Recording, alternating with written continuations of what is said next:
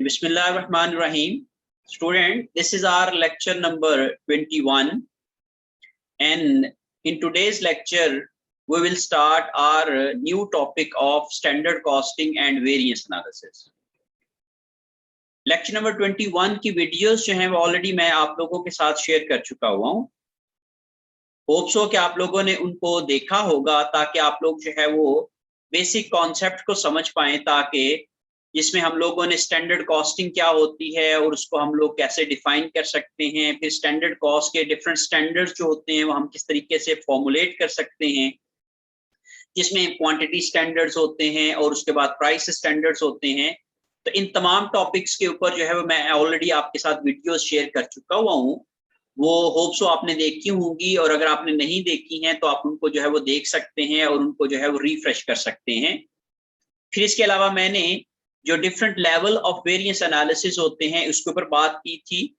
इससे पहले हम लोगों ने दो वेरिएंस एनालिसिस लेवल जो है वो सीखे थे, जब हम लोगों ने बजटिंग का टॉपिक पढ़ा था और उसमें हम लोगों ने फ्लेक्सिबल बजटिंग जब पढ़ा था तो हम लोगों ने दो लेवल का वेरिएंस एनालिसिस वहां पे सीखा था, जिसमें हम लोग लेवल 1 के ऊपर जो है वो स्टैटिक बजट वेरिएंस कैलकुलेट करते थे, और फिर उसके बाद जो है वो सेकंड लेवल के ऊपर हम लोगों ने स्पेंडिंग वेरिएंस और रेवेन्यू वेरिएंस के साथ साथ वॉल्यूम और एक्टिविटी वेरिएंस को सीखा था, और उसको हमने एक्सप्लेन करना भी सीखा था।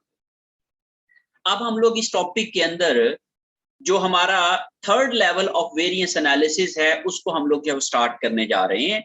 इसमें हम लोग जो है वो स्पेंडिंग वेरिएंस जो हम लोगों ने ऑलरेडी सीखा था उसको हम लोग मजीद डिस्क्राइब करेंगे, मजीद इसके ऊपर जो है वो हम लोग आप समझ लें कि एनालिसिस करेंगे उसका, और उसको हम लोग ब्रेक डाउन करेंगे डिफरेंट कंपोनेंट्स के अंदर, जिसमें हम लोग एक प्राइस कंपोनेंट होता है और एक उसका जो है वो हमारे पास क्वांटिटी कंपोनेंट होता है, एफिशिएंसी और you must say material usages जो कंपोनेंट होता है उसको हम लोग जो है वो समझने की कोशिश करेंगे।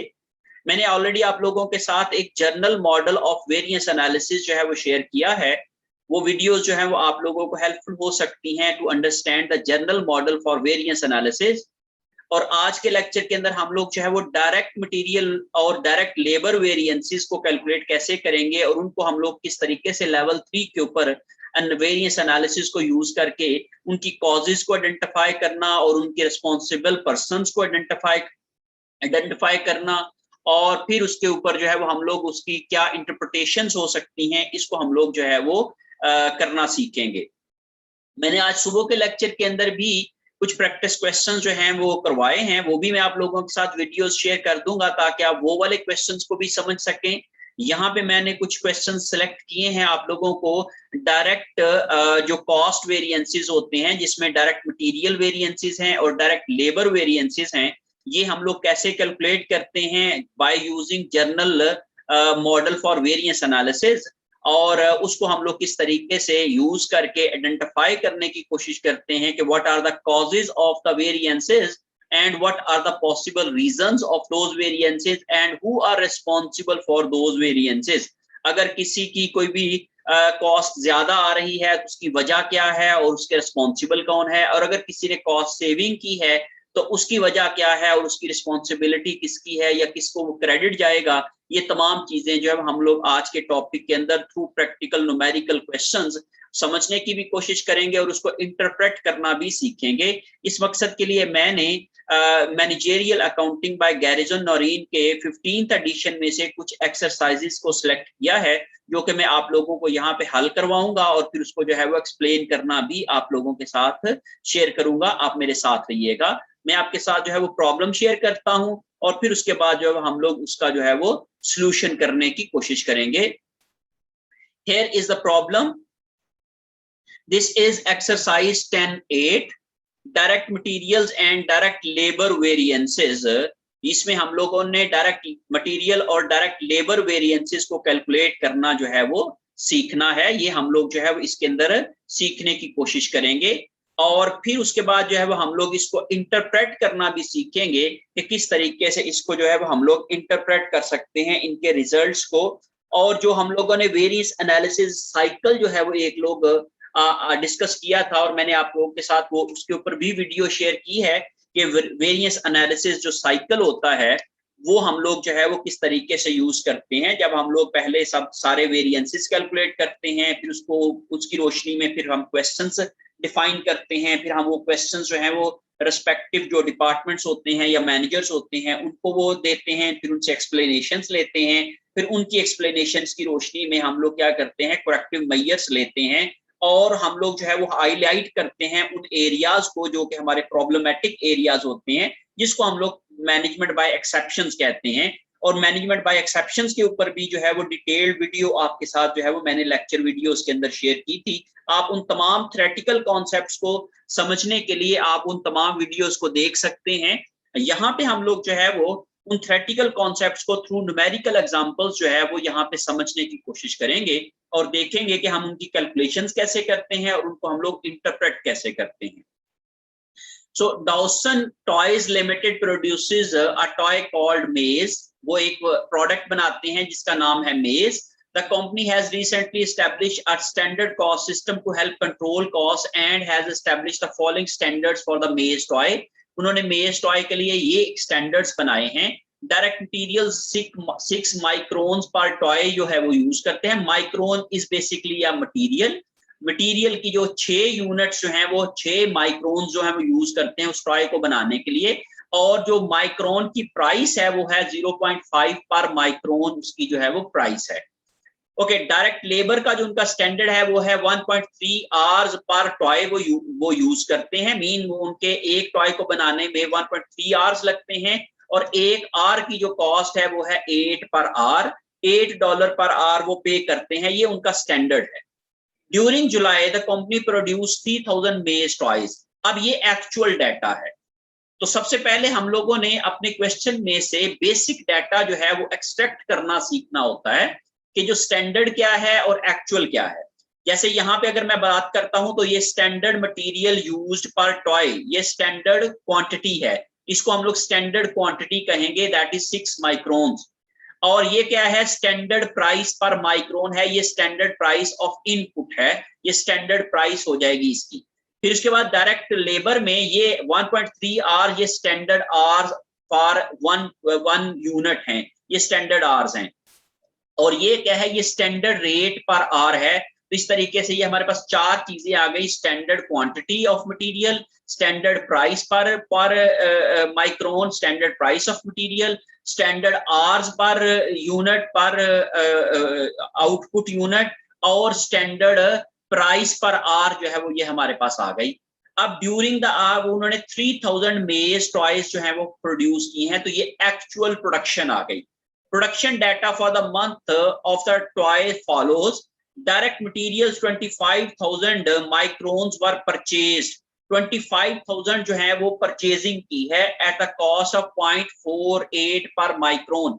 मीन ये उनकी एक्चुअल यूनिट परचेज्ड हैं, और वो किस प्राइस पे परचेज किए गए हैं, 0.48 के ऊपर।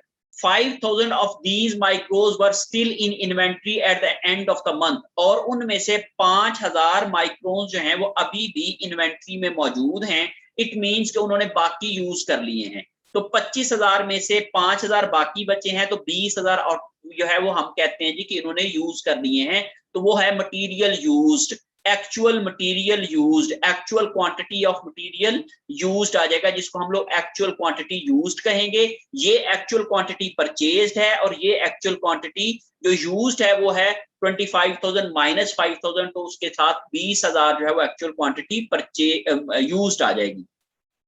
डायरेक्ट लेबर में 4,000 डायरेक्ट लेबर आवर्स यूज हुए हैं, ये है एक्चुअल आवर्स यूज्ड, और इसकी जो कॉस्ट आई है वो है 36,000 एक्चुअल कॉस्ट ऑफ लेबर आ गई है। इससे हम लोग एक्चुअल रेट पर आर निकाल सकते हैं।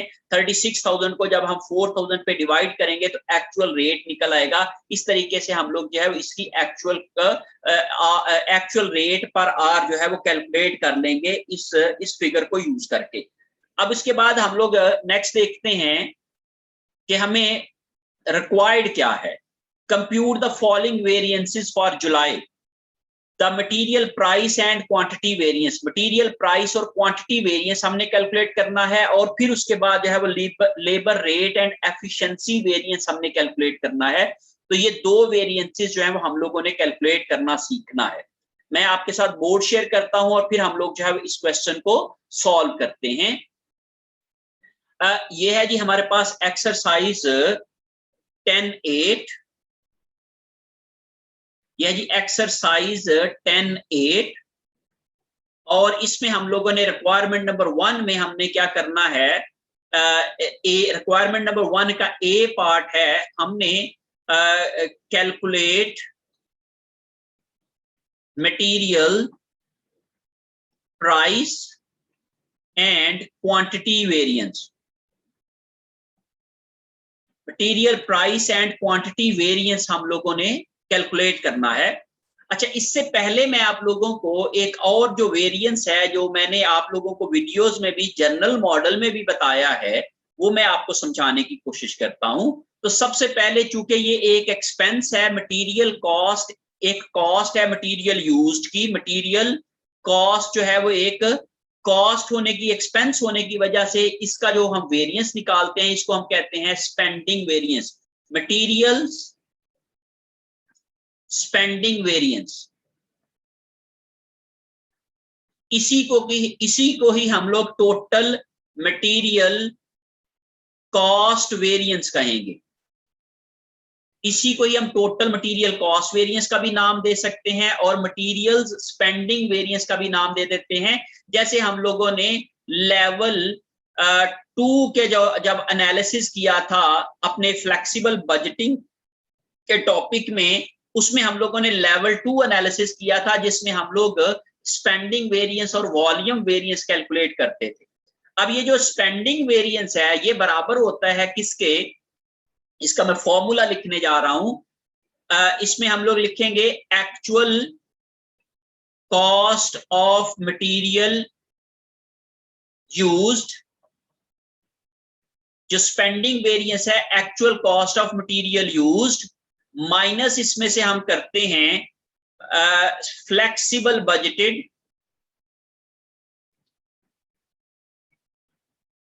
Cost of materials. Flexible budgeted cost of material, या इसी को ही हम लोग एक और भी नाम देते हैं budgeted cost of materials for actual output. हम जो एक्चुअल आउटपुट बना रहे हैं उसके लिए जो हमने बजटेड कॉस्ट या स्टैंडर्ड कॉस्ट कैलकुलेट करनी है वो कितनी है। अब हम लोग यहाँ पे इन दोनों की कैलकुलेशंस कर लेते हैं। इसको हम लोग कहते हैं मटेरियल स्पेंडिंग वेरिएंस।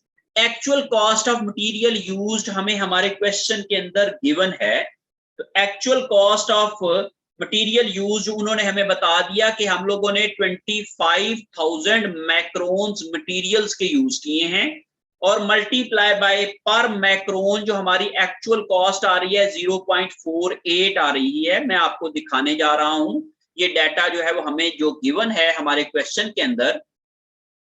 आप जरा गौर करें, यहाँ पे उन्होंने हमें बता दिया कि एक्चुअल मटेरियल जो यूज्ड किए हैं वो हैं, हमने जो यूज किए हैं सॉरी वो हैं 25,000 में से 5,000 निकाले तो 20,000 के एक्चुअल मटेरियल यूज्ड आते हैं। तो हम लोग यहाँ पे एक्चुअल मटेरियल यूज्ड लिखेंगे। यहाँ पे वो मैं आपको बाद में समझाने की कोशिश करूंगा कि हम लोग जब परचेज्ड और यूज्ड फर्क होता है तो तब हम लोग क्या करते हैं। तो यहाँ पे आप लोग क्या करोगे,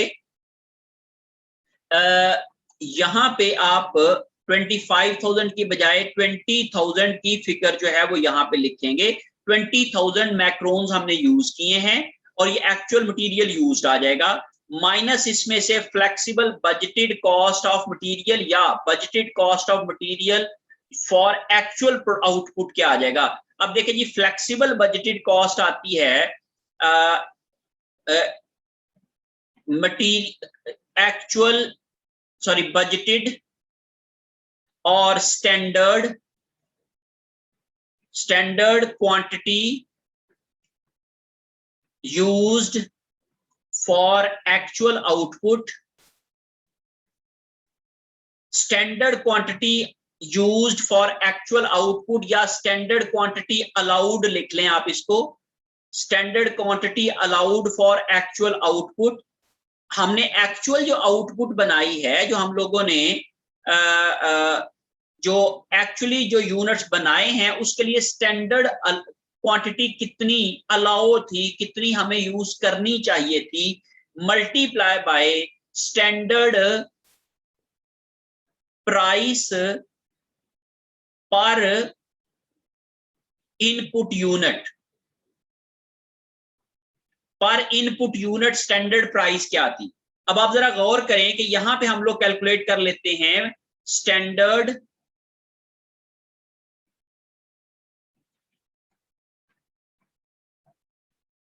standard quantity allowed for actual output. Standard quantity allowed for actual output, इसको निकालने का जो फॉर्मूला है आप लिखोगे actual output multiply by actual output multiply by standard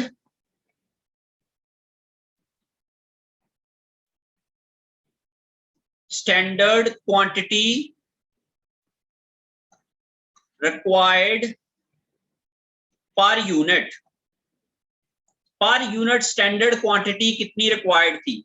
अब हमारे क्वेश्चन में जो हमें उन्होंने एक्चुअल आउटपुट दी हुई है, ये मैं आपको दिखाने जा रहा हूं, वो एक्चुअल आउटपुट है। उन्होंने कहा जी 3000 यूनिट ऑफ मेज टॉयज, ये आउटपुट है।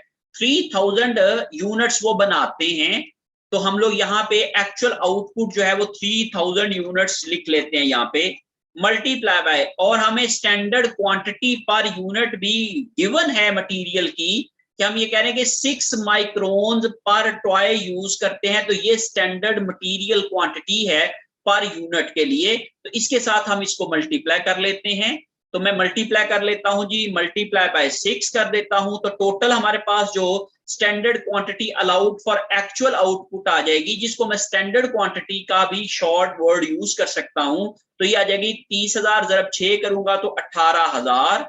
तो 18,000 की क्वांटिटी मुझे क्या करनी चाहिए थी, यूज करनी चाहिए थी। तो इस लिहाज से मैंने, अगर इसको मैं मल्टीप्लाई करता हूं 20,000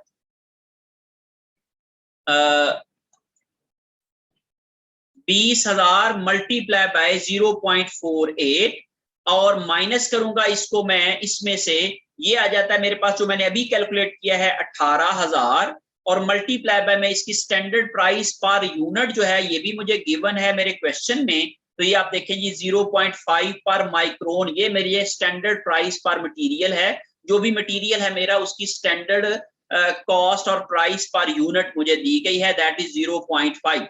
जब मैं इन दोनों को सॉल्व करूंगा तो 20,000 को मैं 0.48 से जब मैं मल्टीप्लाई करूंगा तो ये मेरे पास आ जाएगा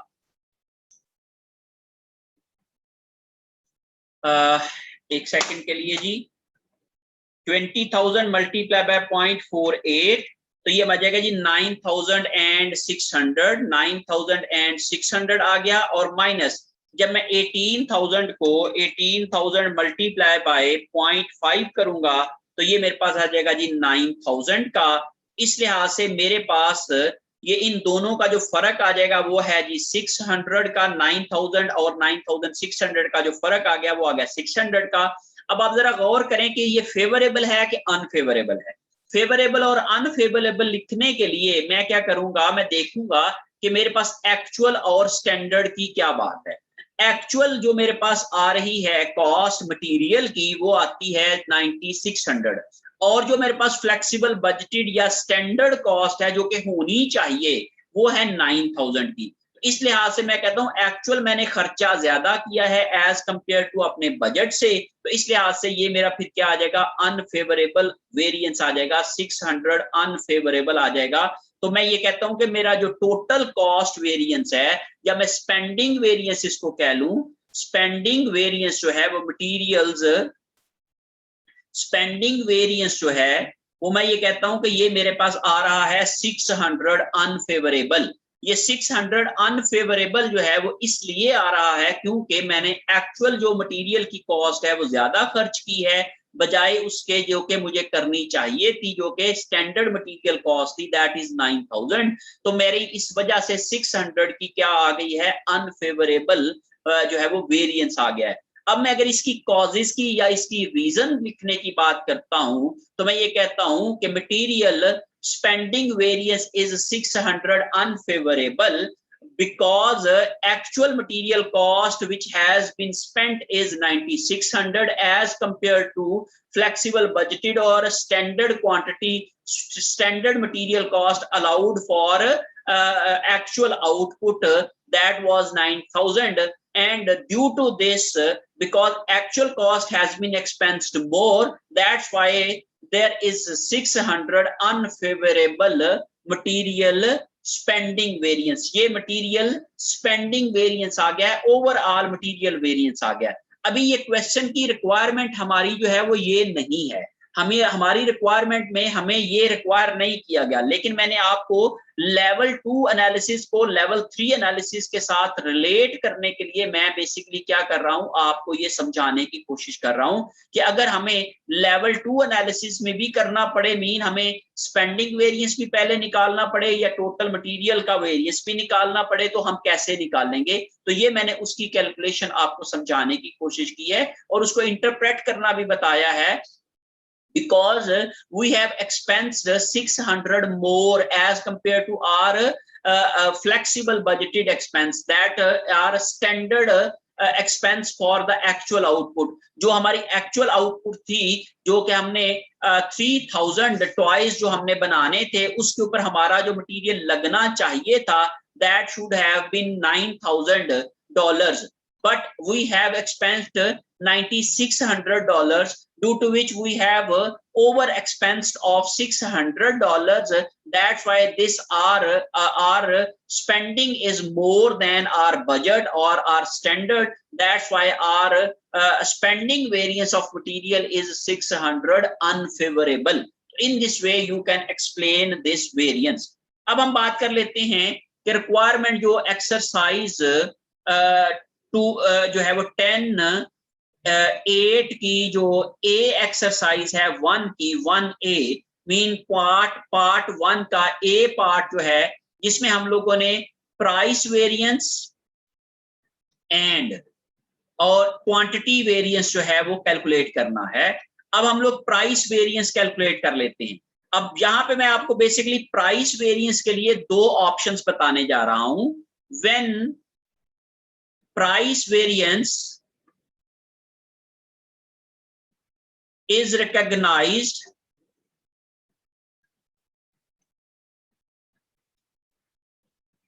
at time of purchase of material।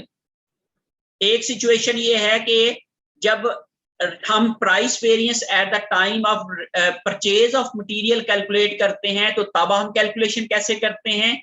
और दूसरी सिचुएशन क्या है, price variance is recognized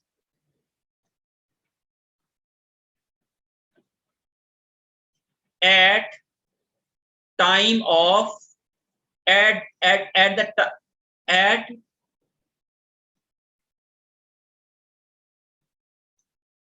the time of use of material। हम या issued of material, जब हम यूज ऑफ मटेरियल पे करते हैं तो तब हम कैलकुलेशन कैसे करते हैं, और जब हम लोग परचेज के वक्त जो है वो मटेरियल प्राइस वेरिएंस कैलकुलेट करते हैं तो तब हम कैलकुलेशंस कैसे करते हैं। मैं दोनों तरीकों से आपको समझाने की कोशिश करूंगा। सबसे पहले जो है वो प्राइस वेरिएंस जो है वो price variance is equal to, formula क्या होता है बेसिकली, प्राइस वेरिएंस का मतलब क्या है, difference of price, actual price and standard price. तो हम लिखेंगे actual price minus standard price into, जब हम लोग परचेज के वक्त जो है वो वेरिएंस निकालेंगे तो मल्टीप्लाई करेंगे एक्चुअल क्वांटिटी परचेज्ड। यहां पे हम लोग एक्चुअल क्वांटिटी परचेज्ड लेंगे। और अगर मैं प्राइस वेरिएंस जो है वो निकालता हूं at the use of material, price variance तो ये बराबर होगा फिर actual price minus standard price, और यहां पे मैं मल्टीप्लाई करूंगा एक्चुअल क्वांटिटी यूज्ड के साथ। ये एक्चुअल क्वांटिटी यूज्ड, ये यूनिट्स हम लोग यहाँ पे जो यूज करेंगे वो एक्चुअल क्वांटिटी यूज्ड के होंगे, और जब हम प्राइस परचेज के वक्त प्राइस वेरिएंस कैलकुलेट करते हैं तो फिर हम लोग परचेज्ड यूनिट्स को यहाँ पे लेंगे। तो ये बेसिकली दो लॉजिक्स हैं जो हम लोग मटेरियल प्राइस वेरिएंस के ऊपर जो है वो हम यूज कर सकते हैं दो अलग-अलग तरीके से। क्योंकि इस क्वेश्चन के अंदर जो है वो उन्होंने बताया है कि भाई आपकी परचेज्ड क्वांटिटी डिफरेंट है और यूज्ड क्वांटिटी डिफरेंट है, तो इसलिए हम लोगों ने दोनों लॉजिक्स को समझने की कोशिश की है। तो इससे पहले मैंने आप लोगों को ये वाली जो कैलकुलेशन समझाने की कोशिश की थी, यहाँ पे ये हमारी क्वेश्चन की रिक्वायरमेंट नहीं है, लेकिन मैंने यहाँ पे क्या किया है, मैंने मटेरियल जो है वो आप समझ लो कि स्पेंडिंग वेरिएंस निकाला है कि मटेरियल की जो मैंने स्पेंडिंग की है, जो मैंने उसका खर्चा किया है अपनी प्रोडक्शन के ऊपर, जो एक्सपेंस किया है या मटेरियल कॉस्ट कंज्यूम की है, उसका वेरिएंस क्या आ रहा है ओवरऑल। ये लेवल 2 वेरिएंस है जो कि हम लोगों ने फ्लेक्सिबल बजट का टॉपिक पढ़ते हुए किया था। अब यहाँ पे हम लोग जो है प्राइस वेरिएंस के लिए एक्चुअल प्राइस हमें जो है वो हमारे क्वेश्चन के अंदर गिवन है, वो हम लोग जो है वो यहाँ पे लिख लेते हैं। मैं आपको दिखा देता हूं कि हमारे पास एक्चुअल प्राइस क्या है। So actual direct materials 25,000 macrons were purchased at a cost of 0.48 per micron. Mean per unit हमारे पास जो प्राइस है इनपुट की दैट इज 0.48। तो मैं ये वाली प्राइस है वो यहाँ पे नोट कर लूंगा, दैट इज 0.48। ओके, अब ये देखिए ये इनपुट के वेरिएंसेस हैं, याद रखिएगा ये इनपुट प्राइस लेनी है, ये आपने टोटल कॉस्ट ऑफ प्रोडक्ट नहीं लेनी है बल्कि इनपुट प्राइस लेनी है। केजी पर केजी हो सकती है, पर मीटर, पर लीटर, पर जो भी उसका यूनिट है, और माइनस स्टैंडर्ड प्राइस भी हमें गिवन है हमारे क्वेश्चन में, मैं जो दिखाने जा रहा हूं आपको, दैट इज 0.5 पर माइक्रोन। तो ये मैं यहाँ पे नोट कर लूंगा, 0.5 यहाँ पे आ गया, और multiply by actual quantity purchased, वो परचेज है जी 25,000 मैक्रोन्स की, और जब मैंने इस दोनों का डिफरेंस लिया तो ये मेरे पास आ जाएगा जी 0.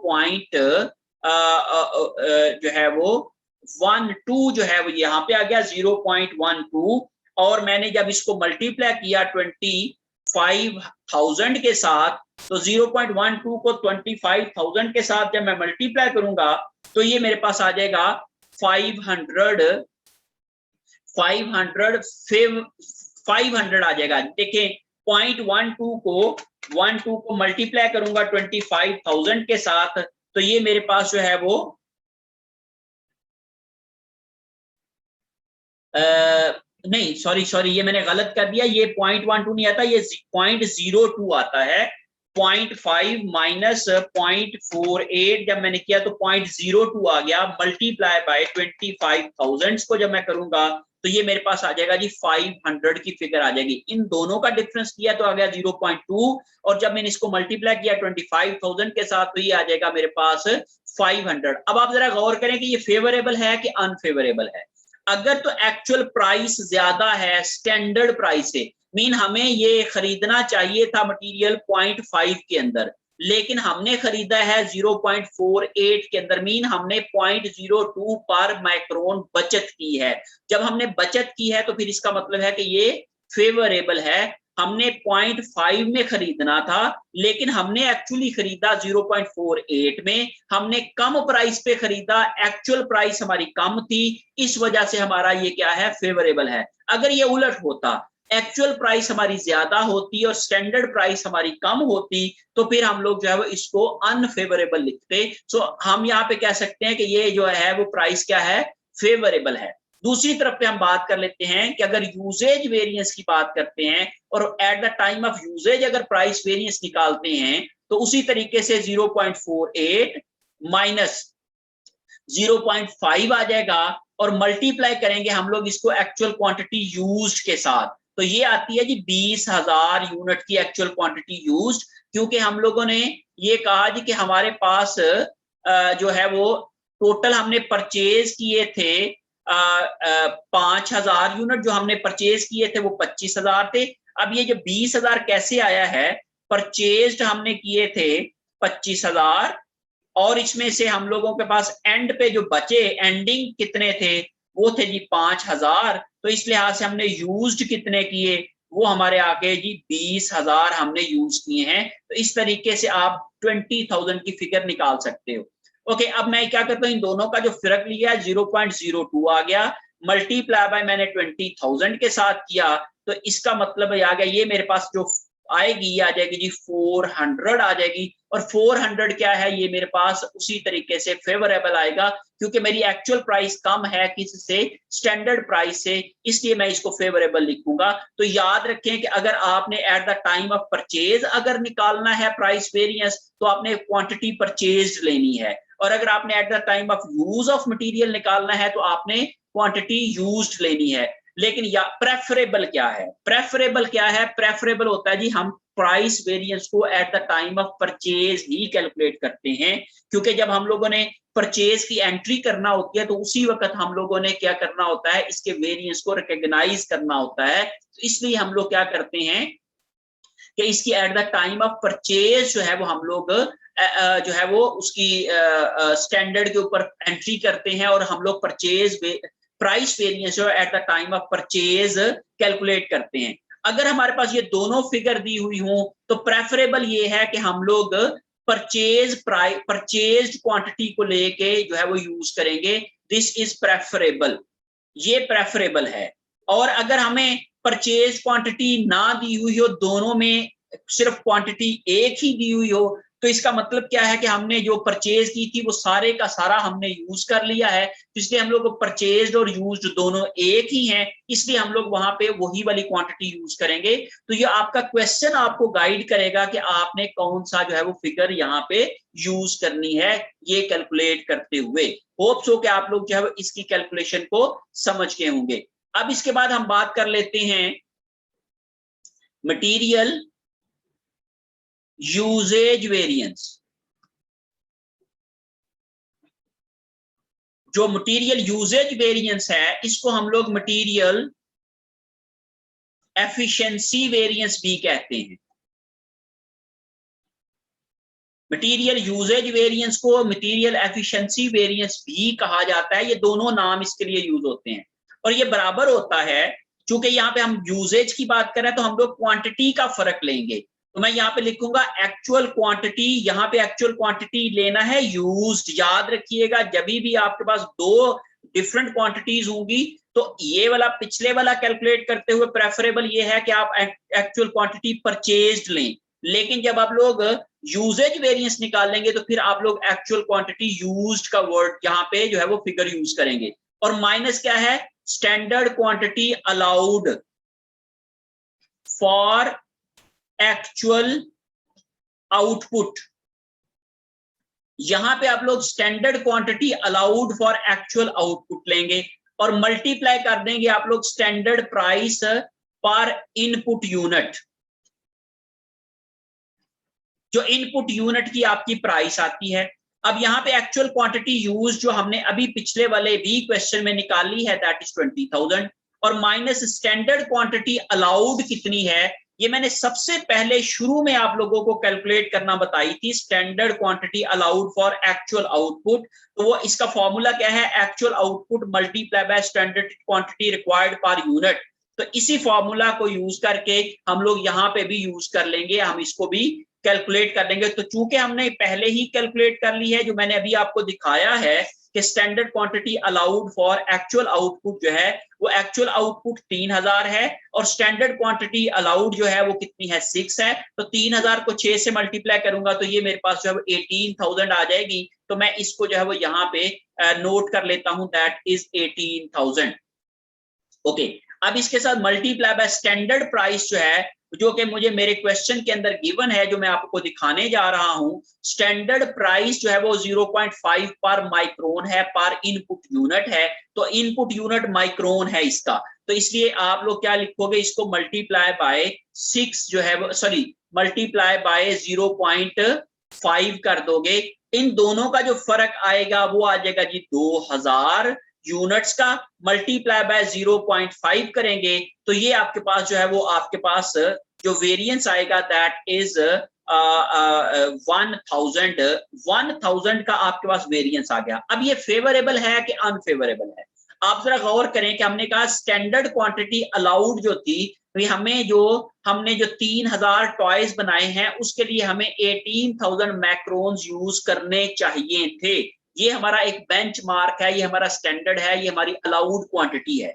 लेकिन हम लोगों ने एक्चुअली 20,000 मैक्रोन्स यूज किए हैं। इसका मतलब ये हुआ कि हमने एक्चुअल ज्यादा क्वांटिटी यूज की है, तो इसलिए हमारा जो मटेरियल यूजेज वेरिएंस है वो क्या है, इनएफिशिएंट है, मीन जो है वो अनफेवरेबल है। तो मैं यहाँ पे इसके साथ लिखूंगा अनफेवरेबल। अगर एक्चुअल क्वांटिटी ज्यादा हो स्टैंडर्ड क्वांटिटी अलाउड से तो फिर मेरा अनफेवरेबल आएगा। अगर एक्चुअल क्वांटिटी कम हो स्टैंडर्ड क्वांटिटी अलाउड से तो फिर मेरा ये फेवरेबल आएगा। इसका मतलब क्या है कि मेरी जो मटेरियल की कॉस्ट है वो 1000 से इसलिए ज्यादा हुई है क्योंकि मैंने क्वांटिटी ज्यादा यूज की है जितनी मुझे यूज करनी चाहिए थी। तो इसलिए मैं यहाँ पे 1000 को यहाँ पे अनफेवरेबल लिखूंगा।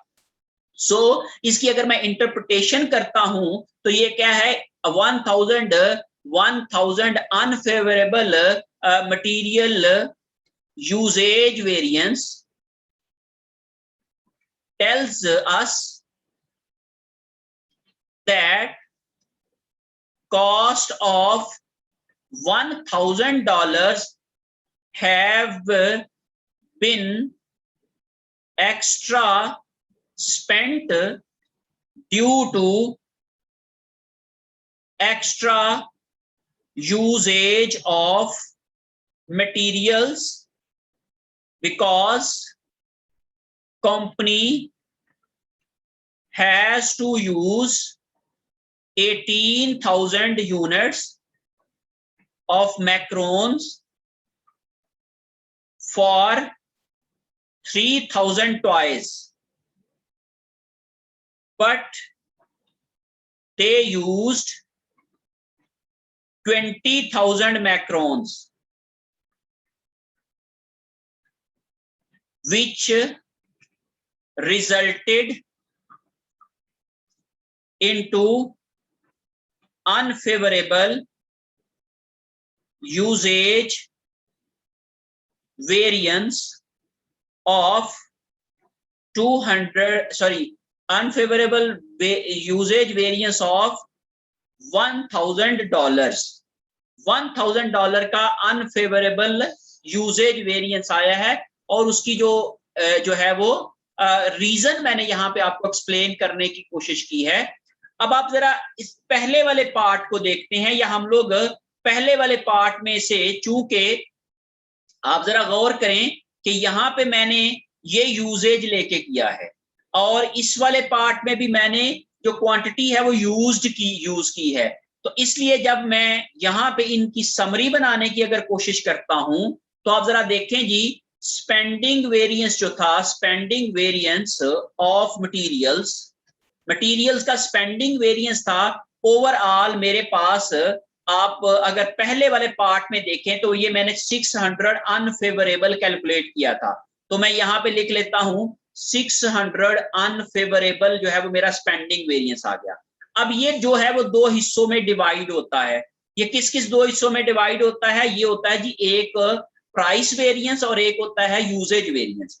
अब जब मैं इन दोनों को रिकंसाइल करना चाहूंगा तो मैं यहाँ पे जो प्राइस वेरिएंस यूज करूंगा वो होगा मेरा 400 वाला, चूंकि यहाँ पे मैं यूज्ड मटेरियल को लेके कर रहा हूं, क्योंकि मैं यूजेज के ऊपर स्पेंडिंग कैलकुलेट कर रहा हूं, तो इसलिए मैं यहाँ पे यूज्ड वाला जो है वो प्राइस वेरिएंस यूज करूंगा। ये वाला नहीं कर सकता, अगर मैं ये करूंगा तो फिर मेरा वो वाला जो है वो रिकंसाइल नहीं होगा। तो इसलिए आप यहाँ पे भी ये 400 वाला करेंगे, तो मैं यहाँ पे लिखूंगा price usages variance, price on usage.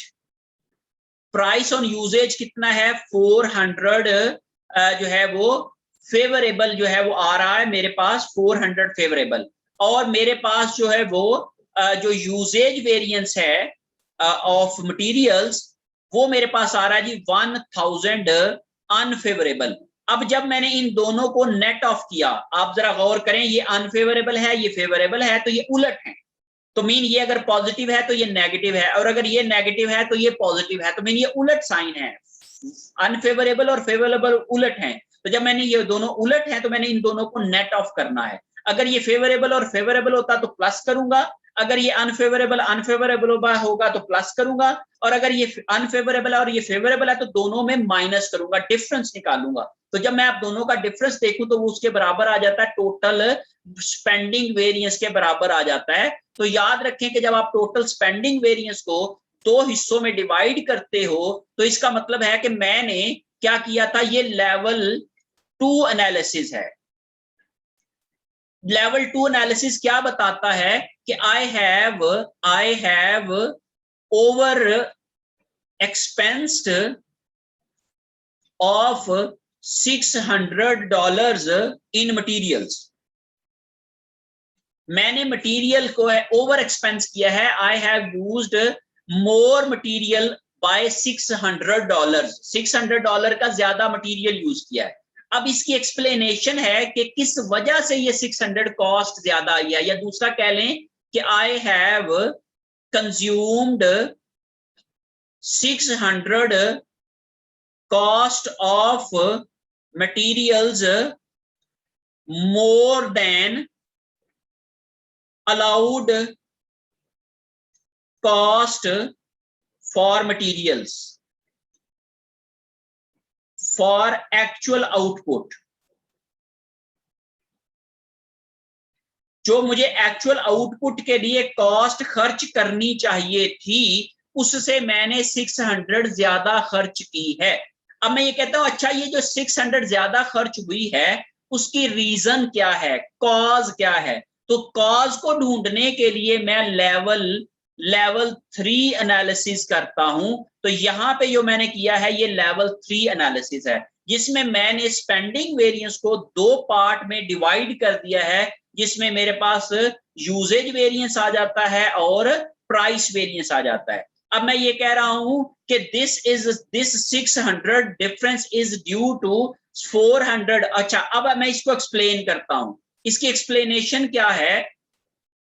Company has saved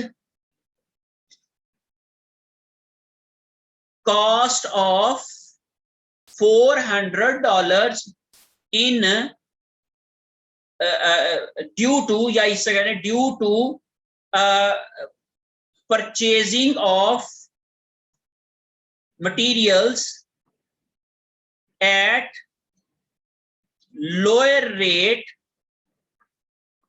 than allowed। उन्होंने जो उनको अलाउ रेट था उससे उन्होंने लोअर रेट के ऊपर परचेज की है, जिसकी वजह से उनकी जो है वो 400 की कॉस्ट सेव हुई है। But on the other side company has क्या किया है,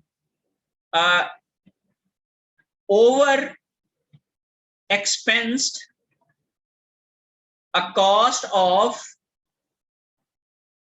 $1,000 due to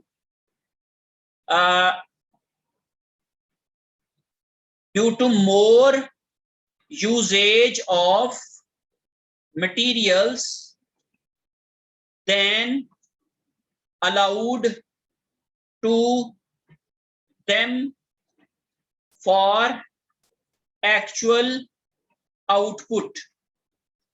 जो उन्होंने एक्चुअल आउटपुट के लिए जो उनको अलाउड मटेरियल था उससे उन्होंने क्या किया है, ज्यादा कंज्यूम किया है, जिसकी वजह से उनकी जो कॉस्ट है वो 1000 ज्यादा आ रही है। और ओवरऑल इनका जो नेट इंपैक्ट है वो क्या है, 600 की कॉस्ट उन्होंने ज्यादा खर्च की है, और ये इसकी एक्सप्लेनेशन है। अब मैं ये कहता हूं कि यहाँ पे इसकी रिस्पॉन्सिबिलिटी किसकी है। हम रिस्पॉन्सिबिलिटी की भी बात कर लेते हैं, जो हमें पार्ट नंबर 2 के अंदर जो है उन्होंने पूछा है कि उसकी कॉजेज बताएं और फिर उसकी जो है वो रिस्पॉन्सिबिलिटी भी बताएं कि ये किसकी है, ये कौन रिस्पॉन्सिबल है। चले हम लोग आगे चल के जो है वो इसके ऊपर इसके चलें इसके साथ ही बात कर लेते हैं कि इसके लिए हम लोग जो है वो रिस्पॉन्सिबिलिटी किसकी है, responsibility of these variances. Variances की रिस्पॉन्सिबिलिटी में सबसे पहले है जी materials price variance is the responsibility of purchase department। ये परचेज डिपार्टमेंट की रिस्पॉन्सिबिलिटी होता है, और अगर ये अनफेवरेबल होगा तो purchase department will be question, और अगर ये फेवरेबल होगा तो credit should be given to purchase department. ये परचेज डिपार्टमेंट को क्रेडिट दिया जाएगा अगर ये फेवरेबल होगा। अब इसकी जो, चूंकि ये फेवरेबल है, आप जरा गौर करें कि ये फेवरेबल है, 400 से ये फेवरेबल है। या अगर मैं परचेज प्राइस की बात करता हूं, परचेज के ऊपर अगर मैं करता हूं तो ये 500 से क्या है, फेवरेबल है। तो चूंकि ये फेवरेबल है तो इसकी फेवरेबल होने की कॉजेज क्या हैं? Causes of favourable material price variance. Material price variance के फेवरेबल होने की कॉजेज क्या है? नंबर 1 कॉज क्या है कि वही नंबर 1, चले मैं पॉइंट्स लिख लेता हूं बुलेट्स में। Price of material in the market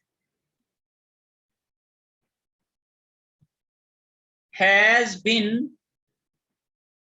down। Market में जो प्राइसेस हैं वो डाउन हो गई हैं। नंबर 2 क्या हो सकता है?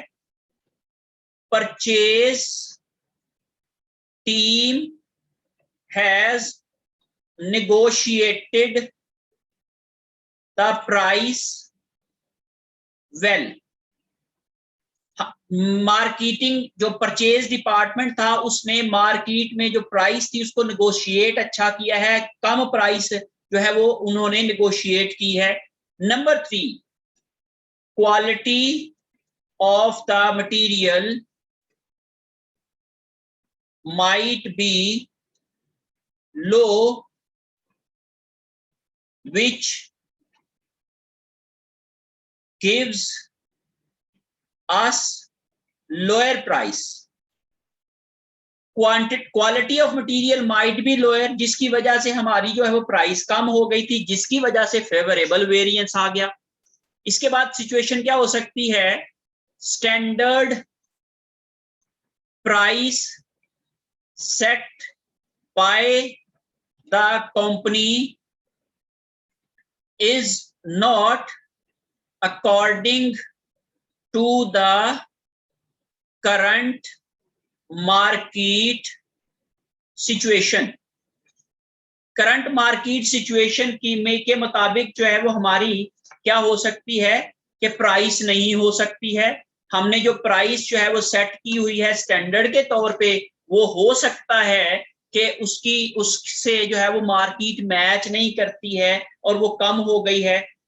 तो इसलिए हम लोग ये भी इसकी रीजन जो है वो हम कह सकते हैं, क्योंकि हमारी स्टैंडर्ड प्राइस जो है वो कम है, सॉरी एक्चुअल प्राइस जो है वो कम है हमारी स्टैंडर्ड प्राइस से, as actual price is less than standard price.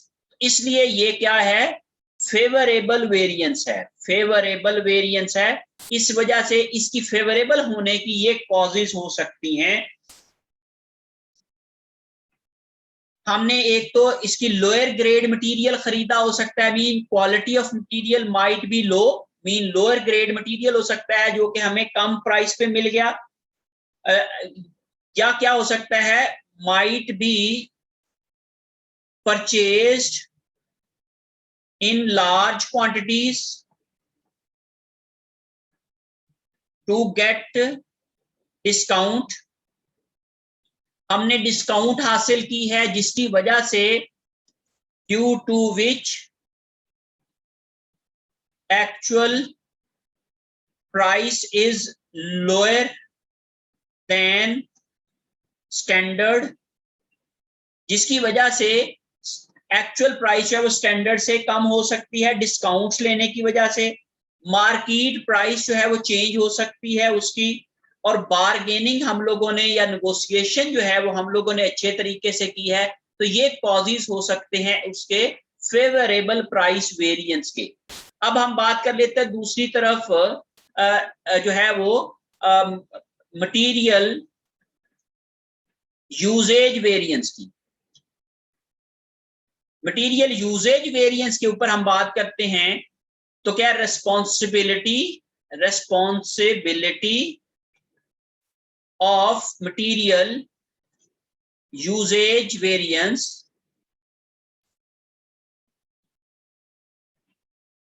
Variance lies with production department.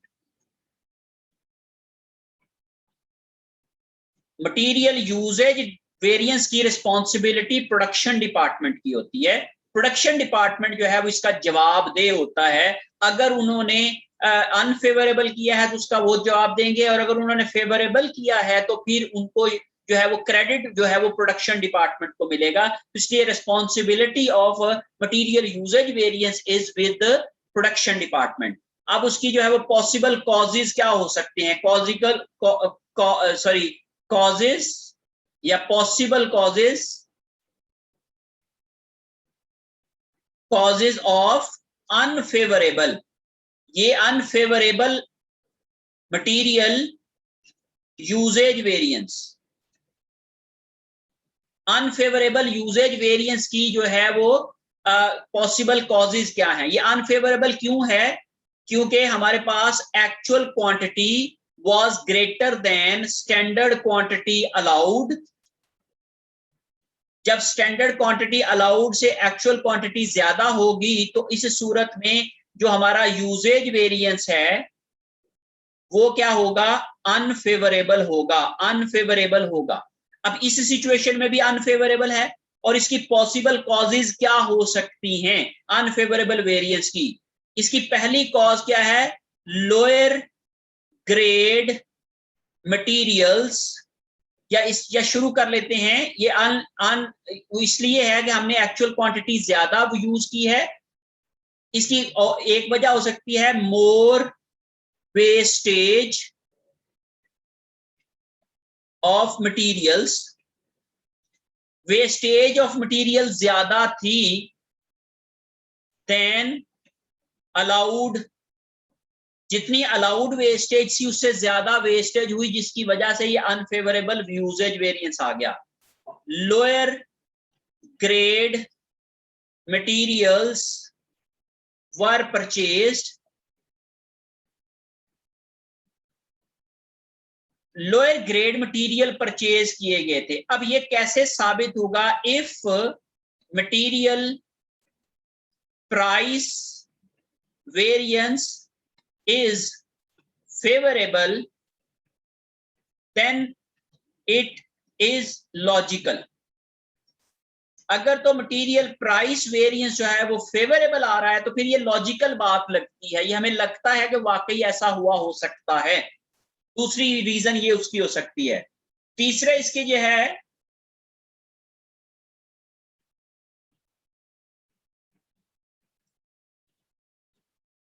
poorly trained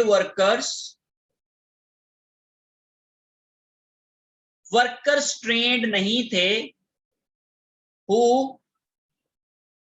wasted more materials, जिन्होंने ज्यादा मटेरियल क्या कर दिए, वेस्ट किए हैं। उनकी जो है वो वर्कर्स पुअरली ट्रेंड नहीं थे, इस वजह से उन्होंने ज्यादा मटेरियल जो है वो इस्तेमाल कर लिया। ठीक है जी। Our materials standard are old and need to be revised. हमारा जो है वो ओल्ड ना कह लें इसको, आप इसको कह लें कि हमारा is not is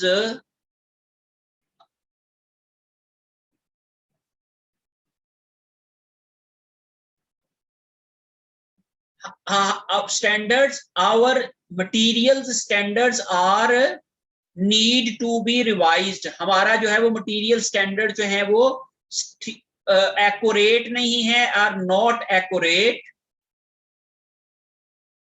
and need to be revised, हमारे मटेरियल स्टैंडर्ड्स एक्यूरेट नहीं है, जिसकी वजह से क्या हो सकता है, हमारी जो है वो अनफेवरेबल वेरिएंस आ गया है कि हमने ज्यादा जो है वो आप समझ लें कि मटेरियल वैसे ही कम लिखा हुआ है लेकिन एक्चुअली जो है वो ज्यादा आया है। उसके बाद क्या है, मोर डिफेक्टिव प्रोडक्शन, हमारी जो है वो प्रोडक्शन ज्यादा डिफेक्टिव हुई है, जिसकी वजह से भी ये कॉज हो सकती है कि हमारा जो है वो मटेरियल ज्यादा इस्तेमाल हुआ है, जिसकी वजह से हमारा जो मटेरियल वेरिएंस है वो अनफेवरेबल आया है, हमारा यूजेज वेरिएंस जो है वो अनफेवरेबल आया है। So these are the possible causes of unfavourable variances. और जो इसकी फेवरेबल वेरिएंसेस की कॉजेज हो सकती हैं वो उलट हो सकती हैं कि भाई हम लोगों ने वेस्टेज कम की है, हमारा मटेरियल जो है वो अच्छा था, अगर हमारे पास मटेरियल अच्छा था तो जिसकी वजह से हमारी यूजेज कम हुई है, हमारी जो वर्कर्स थे वो ट्रेंड ज्यादा थे, हमारे जो स्टैंडर्ड्स जो थे वो क्या हैं कि वो भी इनएक्यूरेट हैं, और हो सकता है कि वो हम लोगों ने कम ज्यादा स्टैंडर्ड्स सेट किए हुए हो सकते हैं जिसको रिवाइज करने की जरूरत है।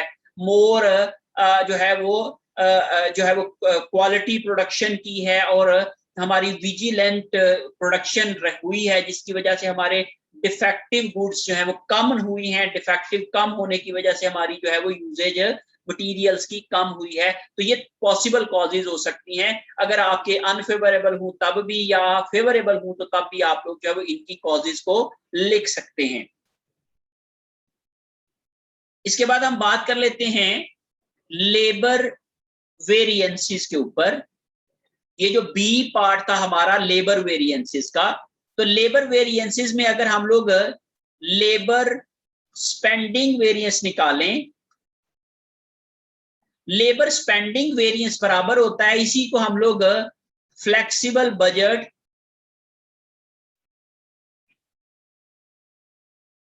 वेरिएंस फॉर लेबर कॉस्ट भी कह सकते हैं, labour cost flexible budget variance भी कहते हैं इसको, या फिर हम लोग labour spending variance, labour cost spending variance भी कह सकते हैं।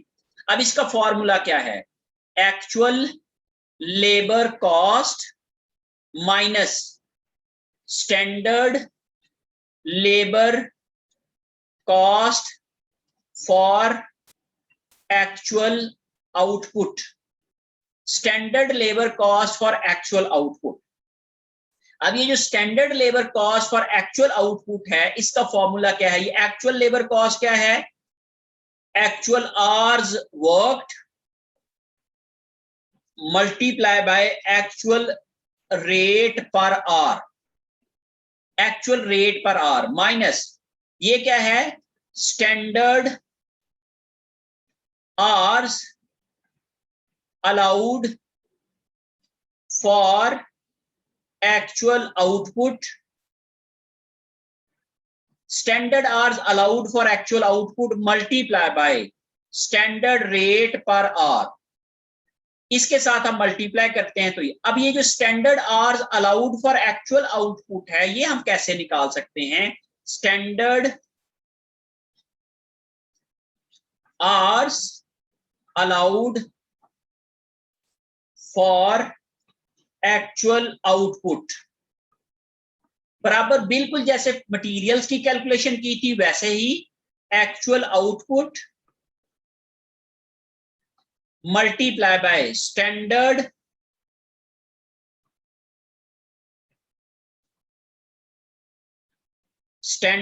आवर्स पर आउटपुट यूनिट,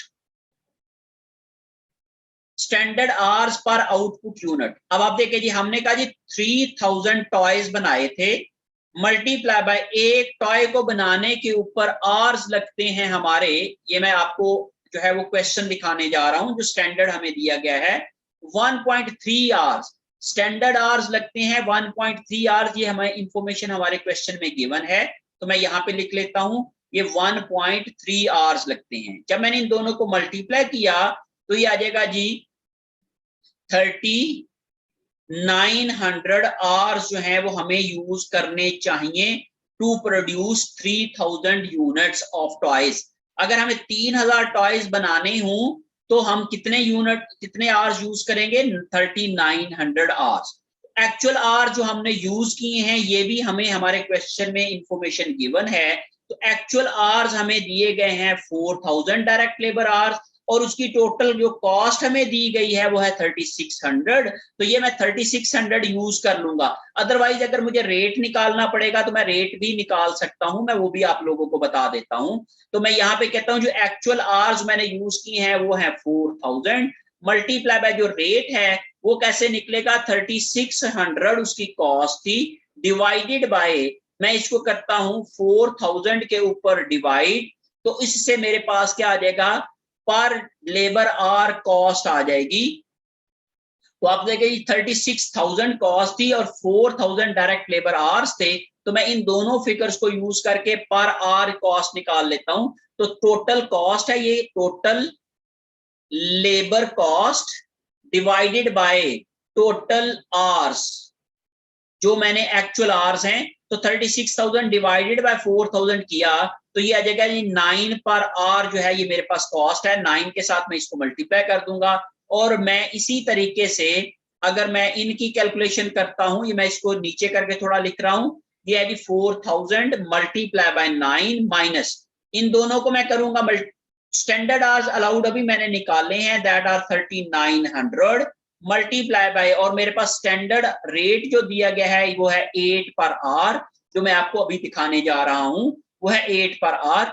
इस तरीके से मैंने इसकी कैलकुलेशन जब की तो इसको दोनों को मल्टीप्लाई कर लूंगा। जब मैं इन दोनों को मल्टीप्लाई किया तो ये आ जाएगा जी 36,000। जब मैंने इन दोनों को मल्टीप्लाई किया तो ये मेरे पास आ गया जो उसके लेबर के हवाले से था,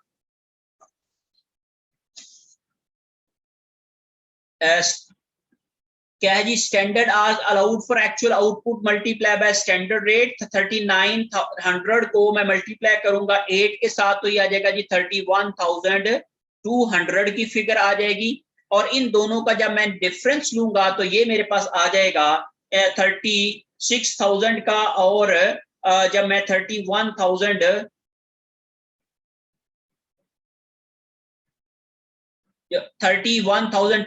दोनों का डिफरेंस लूंगा तो ये मेरे पास आ जाएगा जी 4800। अब हम देखते हैं ये फेवरेबल है कि अनफेवरेबल है। देखिए जी हमने एक्चुअल कॉस्ट लगाई है 36,000, और जो बजटेड कॉस्ट, जो फ्लेक्सिबल बजटेड जो अलाउड कॉस्ट थी वो थी 31,200। हमें लगानी चाहिए थी 31,200 की, लगाई हम लोगों ने 36,000 की, इसलिए ये क्या है, ये अनफेवरेबल है। तो इस तरीके से आप क्या कर सकते हो, स्पेंडिंग वेरिएंस जो है वो इसका अनफेवरेबल स्पेंडिंग वेरिएंस कैलकुलेट कर सकते हैं। तो ये मैंने यहाँ पे आप लोगों को अनफेवरेबल स्पेंडिंग वेरिएंस को कैलकुलेट करना बताया है।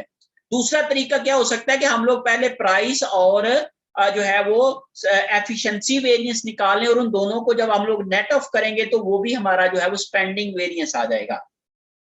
अब हम लोग जो है वो इसकी अगर मैं एक्सप्लेनेशन की बात करता हूं तो मैं ये कहता हूं कि company has over expensed of $4,800 cost in labour, labour cost has been more by 4,800। और इसकी कॉजेज क्या है ये अब हम लोग ढूंढने की कोशिश करते हैं कि क्या इसकी वजह ज्यादा रेट पे करना है या इसकी वजह ज्यादा आवर्स का इस्तेमाल है। ये हम लोग जो है वो आगे नेक्स्ट लेवल के एनालिसिस के ऊपर देखेंगे, और उसके लिए मैं आप लोगों के साथ यहाँ पे शेयर करूंगा। हम सबसे पहले यहाँ पे निकालेंगे लेबर रेट वेरिएंस, और यहाँ पे हम लोग जो है वो लेबर एफिशिएंसी वेरिएंस। ये दो बेसिकली ब्रेकअप है हमारे पास स्पेंडिंग वेरिएंस का। लेबर रेट वेरिएंस जो है वो बराबर होता है किसके, actual rate per hour minus standard rate per hour. Actual rate और स्टैंडर्ड रेट पर आवर का जो फर्क होता है ये हमारा जो है वो रेट वेरिएंस आता है, और multiply by actual hours worked, यहाँ पे आप लोग एक्चुअल आवर्स वर्कड लिख लेते हैं। और ये वाला जो एफिशिएंसी वेरिएंस है वो है जी actual hours worked minus standard hours allowed for actual output, जो हम लोगों ने पहली स्टेज के ऊपर कंप्यूट किया था, मल्टीप्लाई करेंगे हम लोग स्टैंडर्ड रेट पर आर के साथ। अब आप जरा गौर करें इस फॉर्मूला को, अगर गौर करते हैं तो देखें इसमें दोनों रेट जो हम लोगों ने डिफरेंट लिए हैं, लेकिन आर्स दोनों में क्या कर दिए हैं, सेम कर दिया। मीन हमने आर्स का इफेक्ट न्यूट्रलाइज कर दिया है और हमें सिर्फ इंपैक्ट नजर आ रहा है रेट का। यहाँ पे हम लोगों ने आर्स को डिफरेंट किया है लेकिन रेट दोनों में स्टैंडर्ड ले लिया है। मीन रेट का इंपैक्ट हम लोगों ने क्या कर लिया है, न्यूट्रलाइज कर दिया है। तो ये सिर्फ और सिर्फ लेबर आवर्स का जो इंपैक्ट है हमारी लेबर कॉस्ट के ज्यादा होने के ऊपर, ये हम लोग यहाँ पे मेंशन कर रहे हैं। और ये हम इसलिए कर रहे हैं कि हमारा ये एक 4800 की जो ज्यादा कॉस्ट आ रही थी उसकी हम रीजंस ढूंढने की कोशिश कर रहे हैं कि ये कॉस्ट ज्यादा क्यों आई थी, किस वजह से थी।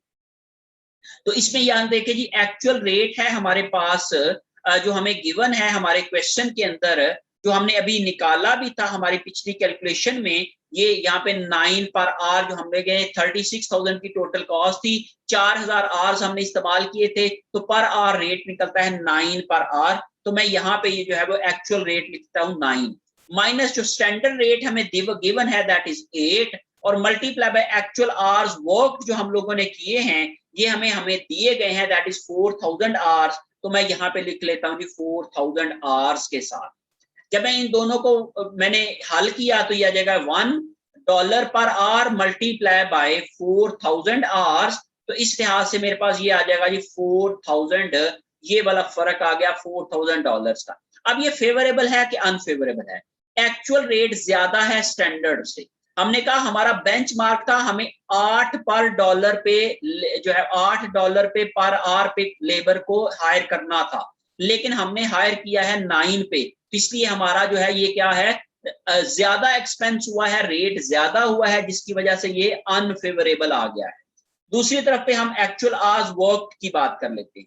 हमने कहा जी एक्चुअल आवर्स वर्क थे हमने 4000 hours minus standard our allowed for actual production या एक्चुअल आउटपुट, जो हम लोगों ने यहाँ पे कैलकुलेट किया है। ये जब हमने स्पेंडिंग वेरिएंस निकाला तो उस वक्त हम लोगों ने standard hours allowed for actual output निकाला, 3000 मल्टीप्लाई बाय 1.3 करके 3900। तो इस फिगर को हम लोग वहां पे यूज करेंगे दैट इज 3900 को।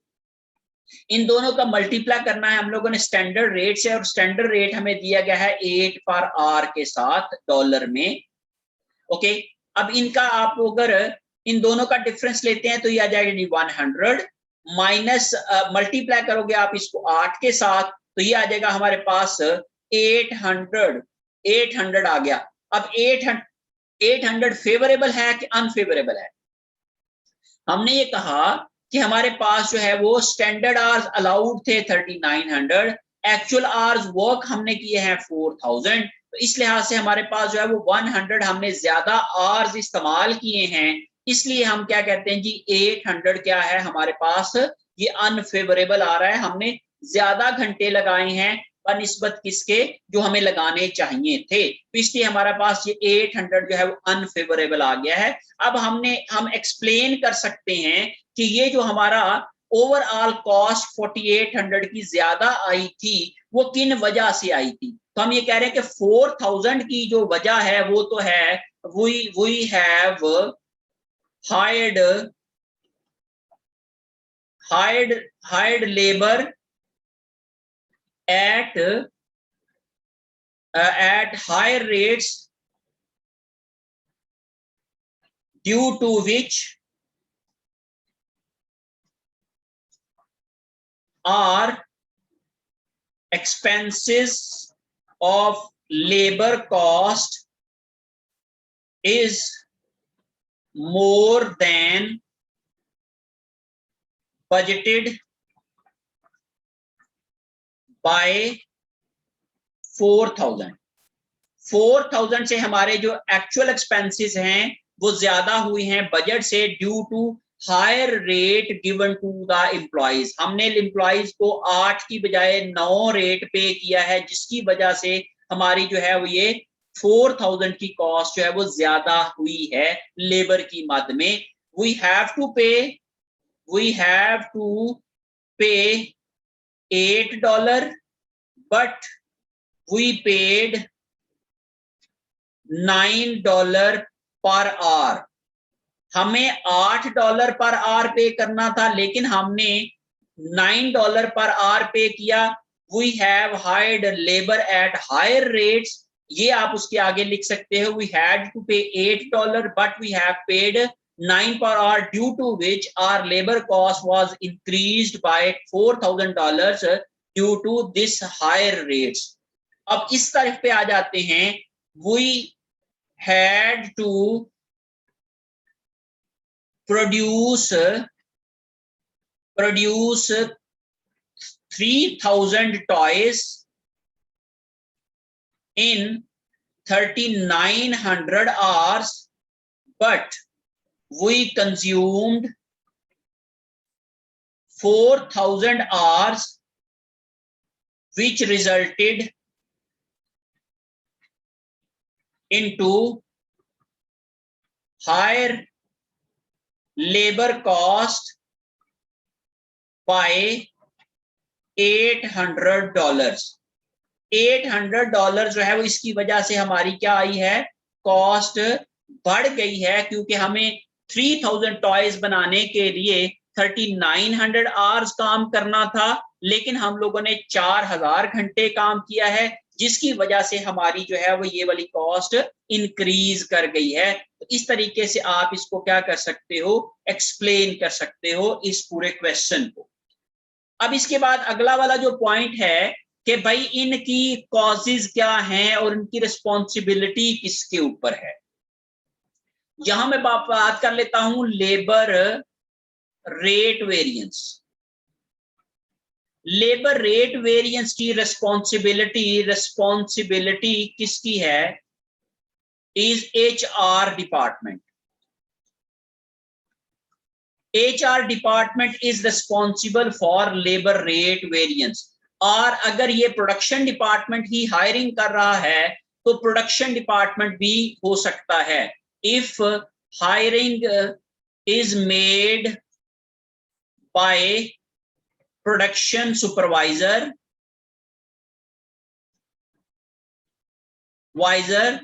then he will be responsible, फिर उसकी रिस्पॉन्सिबिलिटी हो जाएगी। और अगर मैं लेबर एफिशिएंसी वेरिएंस की बात करता हूं तो ये रिस्पॉन्सिबिलिटी है, ये है रिस्पॉन्सिबिलिटी प्रोडक्शन डिपार्टमेंट या production supervisor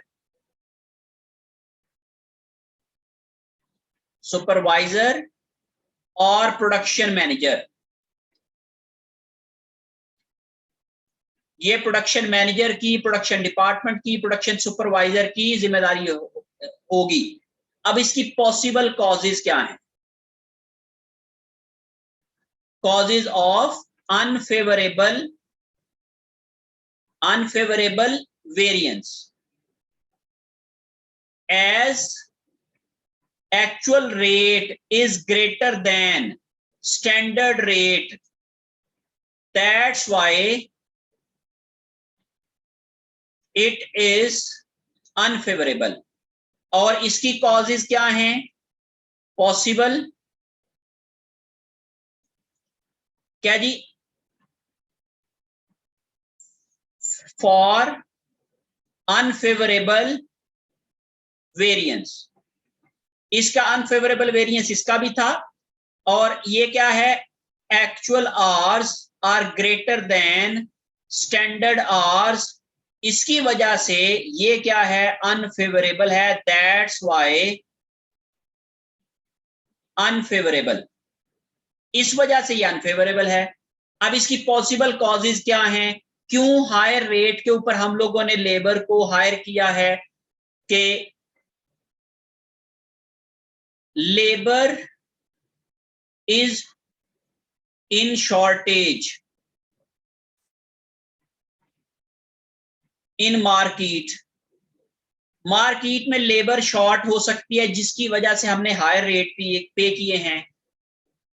labour rates in the market has been inflated, labour rates जो है वो बढ़ गए हैं मार्केट के अंदर। जो मार्केट में पहले लेबर रेट्स चलते थे, अब लेबर रेट्स जो है उससे ज्यादा हो गए हैं, अब ज्यादा पे करना पड़ रहे हैं।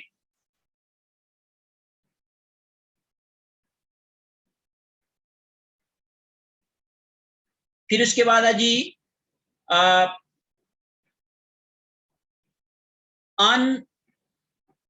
Unanticipated over times, over time लगाना पड़ा है, which is on higher rate, जो कि normally over time higher rate पे होता है, जो नॉर्मल रेट पे नहीं होता। ओवर टाइम हमेशा हायर रेट पे होता है, 1.5 गुना होता है या डबल होता है। Might be given shift premium,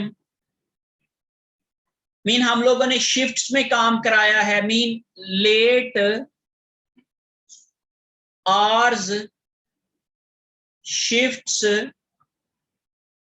is charged at higher rates, क्योंकि जो जो हायर रेट्स होते हैं, हम वर्कर्स को हायर रेट्स पे करते हैं अगर वो नाइट शिफ्ट में काम करते हैं, तो ये उसकी हायर रेट होने की पॉसिबिलिटीज हो सकती हैं।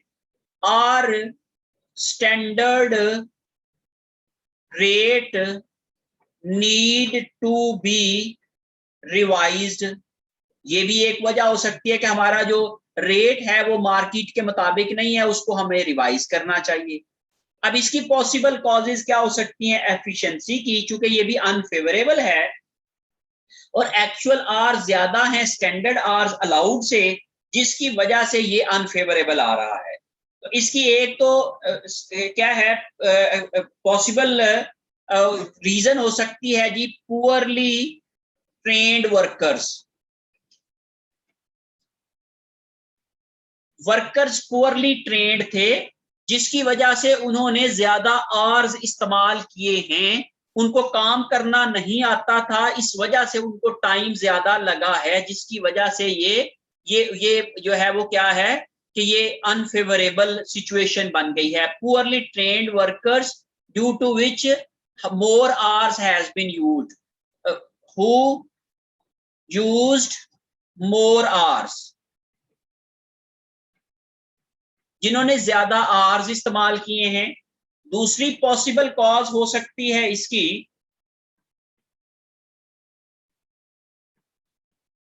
Low quality materials which resulted more work on production,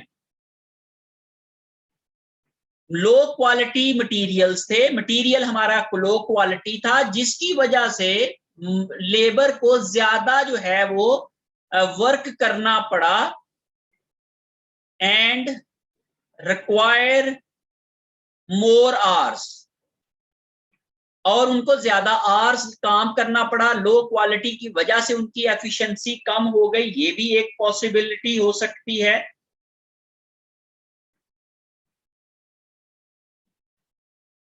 more break down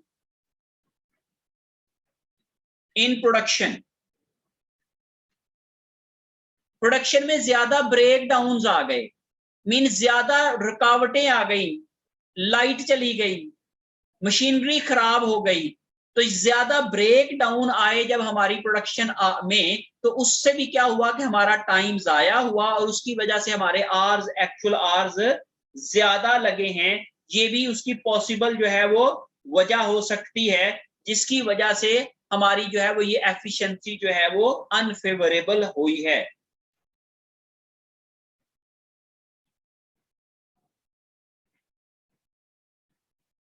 अच्छा, इफ लेबर इज फिक्स्ड, अगर तो लेबर जो है वो फिक्स्ड है, मीन हमने तो हर हाल में उतना उनको देना है, तो then there might B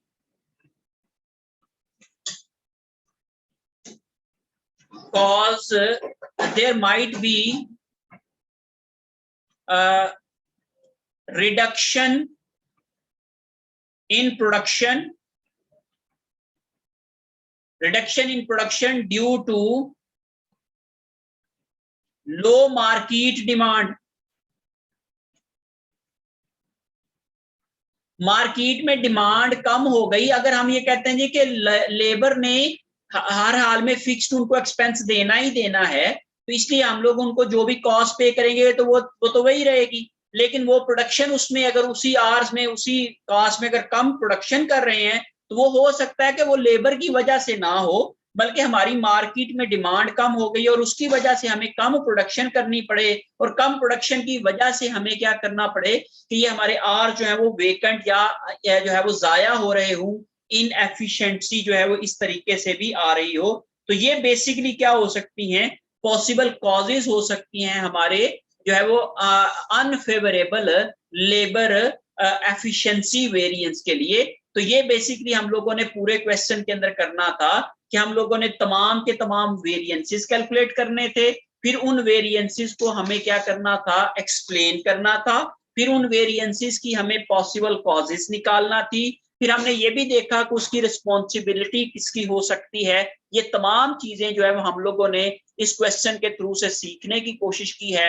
hopes हो कि आप लोग जो है वो इन तमाम चीजों को अच्छे से समझ के होंगे, और अगर आप लोगों को कोई प्रॉब्लम होगी तो आप इसमें इसी वीडियो को मैं आपके साथ शेयर कर दूंगा, वो आप लोग जो है वो बाद में भी इसको जो है वो कंसल्ट कर सकते हैं, देख सकते हैं। और इसके अलावा मैंने जो पहले लेक्चर में भी आप लोगों को जो है वो जो क्वेश्चंस कराए थे वो भी मैं आप लोगों के साथ शेयर कर दूंगा, वो भी आप लोग जो है कंसल्ट कर सकते हैं और इसको जो है वो आप लोग समझ सकते हैं। और जब आप इसकी अपनी प्रैक्टिस करेंगे तो ऑफ कोर्स आपको इसमें जो है वो मजीद क्लैरिटी आ जाएगी। Thank you so much for being with me.